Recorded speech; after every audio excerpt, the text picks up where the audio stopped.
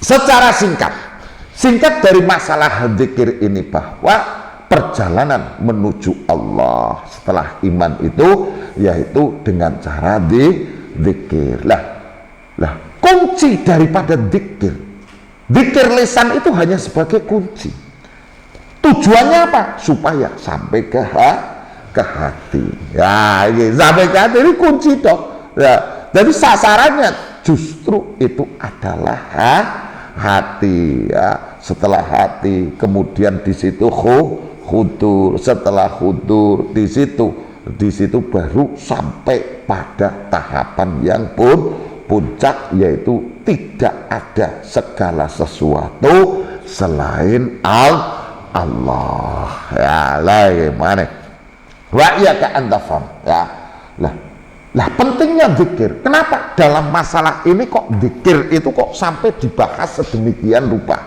Ya. Keutamaan zikir itu sebenarnya apa? Dan apa hubungannya zikir dengan taqarrub ilallah, yaitu dalam bentuk-bentuk ibadah-ibadah yang lain. Bahwa apa? Bukan berarti di situ bahwa ketika orang yang selalu berzikir itu bukan berarti di situ lepas dari tuntutan, dari perintah bahwa zikir itu sudah top. Lah identik di kita orang yang saking mantep zikir itu melalaikan segala sesuatu. Itu bukan kok seperti itu. Ya, hubungannya zikir dengan amalan-amalan yang lain itu. Bukan kok sesuatu yang terpisahkan. Orang ahli zikir identik dengan kadang sampean ngarani wali, ya. Ora tau semboyong, ora tau apa. Wah, itu wali. Semakin aneh iki semakin wali. Apa kon ana kuburan kok aneh, wali. Sebenarnya saking gampangnya wali. Oh, perilaku aneh wali. Nah, seolah-olah itu adalah sesuatu yang terpisahkan. Ya, dengan perintah-perintah yang lain. Soalnya ahli zikir itu tidak dituntut zakat, sedekah, jihad fisabilillah. Nah, artinya apa? Hubungannya zikir dengan amalan-amalan ibadah yang lain itu nyambungnya. Hubungannya ini adalah bahwa Allah menerima amal-amal ibadah berupa ketaatan kepada Allah. Itu kan di situ digantungkan dengan niat. Ya. Innamal a'malu binniyat. Ya. Tujuannya apa? Ikhlas niat. Jadi bersihnya amal yaitu ditentukan dengan niat. Ya, mungkin jauh dari sifat ujub, jauh dari sifat riya atau tujuan-tujuan lain yang selain Allah. Nah, ikhlas niat ini menjadi kunci diterima dan tidaknya amal. Lah, secara otomatis dan itu tidak akan bisa ditempuh kecuali dengan bersihnya hati.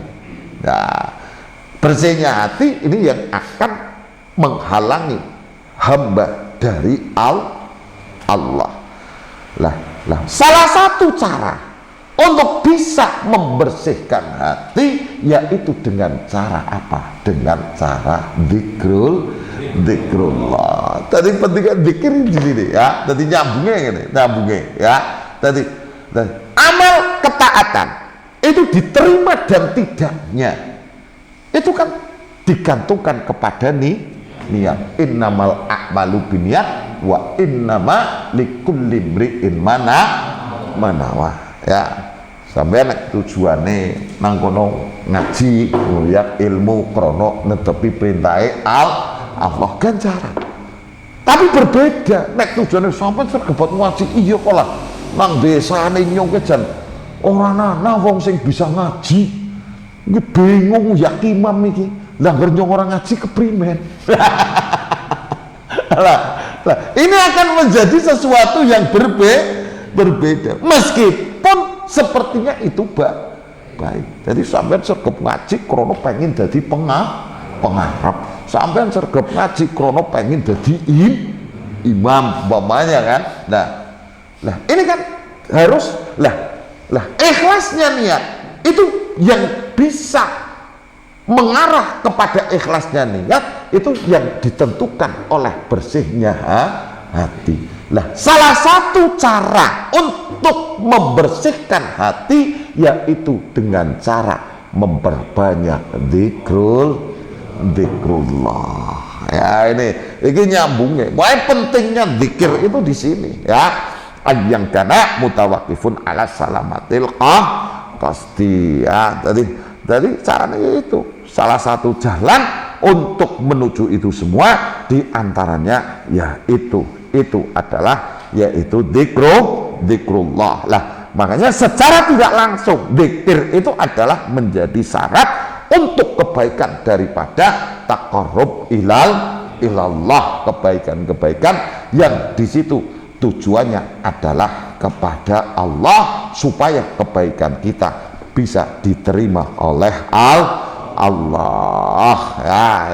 Ini makanya itu sasarannya ya.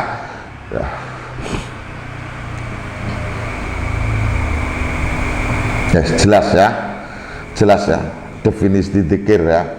Jadi dzikir itu pokoknya intinya itu adalah yaitu amal min a'malil qalbi. Adapun lisan itu adalah untuk supaya sebagai media atau lantaran untuk menghantarkan dzikir itu sampai ke hati ya. Jadi malah dalam ketika sudah sampai tahapan itu sudah nggak terlalu lisan dengan lisan ya. Jadi hati selalu tertata. Pokoknya dalam kondisi apapun sebisa mungkin itu jangan hati itu sampai putus dari Allah. Dalam kondisi senang, dalam kondisi susah, kita semua itu adalah kembali kepada Allah. Apa yang kita lihat, apa yang kita dengar itu hendaklah justru menjadikan kita itu ingat kepada Allah. Itulah dzikir yang sesungguhnya. Jadi ya nggak terlalu nampak banget ya.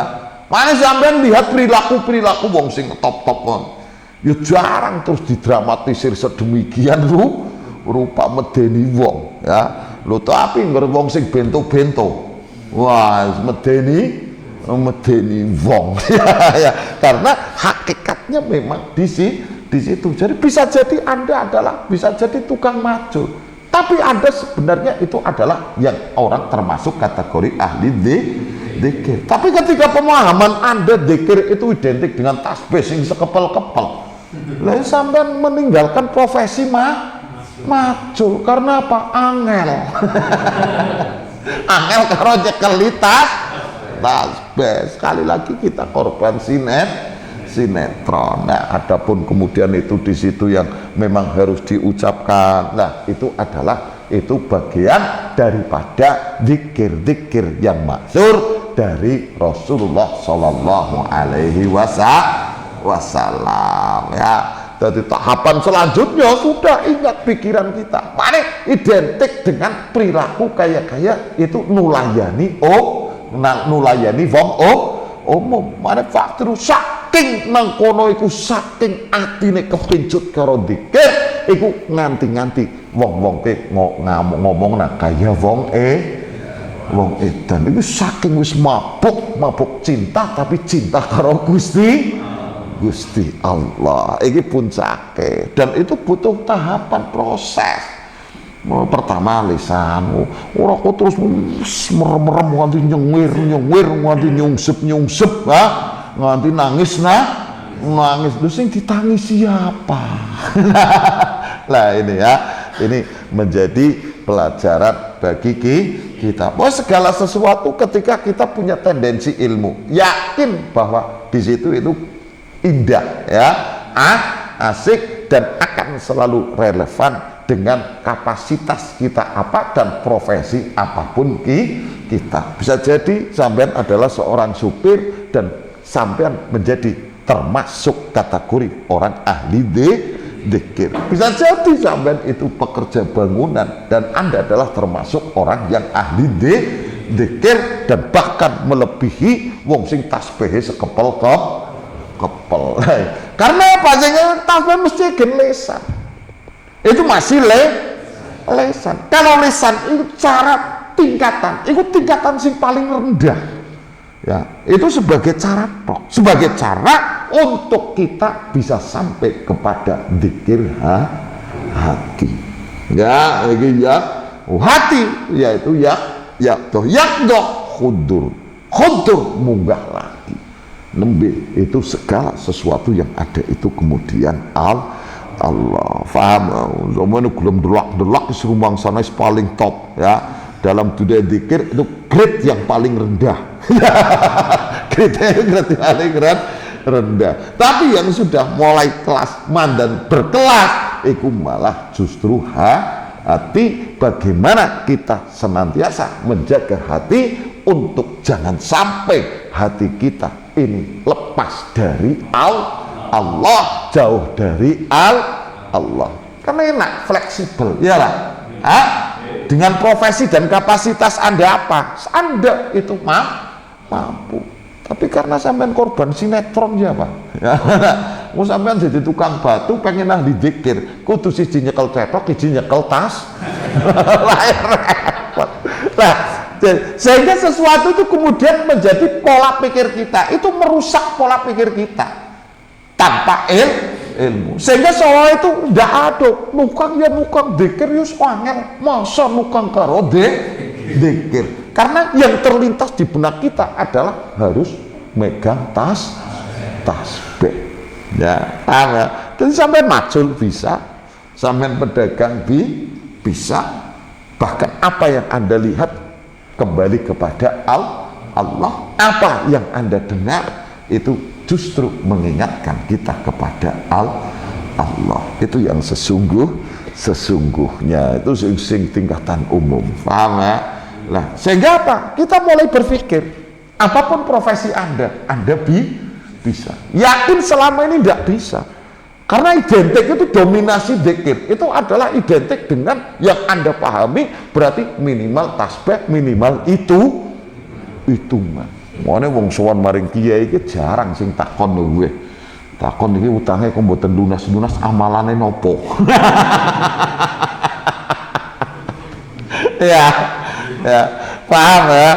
Jadi asik ya. Dan mungkin bisa jadi, mana al-mufaridun? Siapa yang paling dahulu mendahului jenengan besok? Al-mufaridun. Siapa al-mufaridun? Orang yang menyendiri. Menyendiri artinya apa? Dia saking asiknya dengan Allah. Dengan memperbanyak ingat kepada Allah. Senantiasa ingat Allah. Jadi ya nggak begitu nampak. Ya. Orang justru dikatakan jago ngobrol karo subhanallah. Bener-bener mau. Ngapa ngomong apa? Semua ini subhanallah. Orang. Tapi orang-orang yang justru di situ tidak begitu nampak. Ya, jelas ya. Wallahu a'lam bishawab.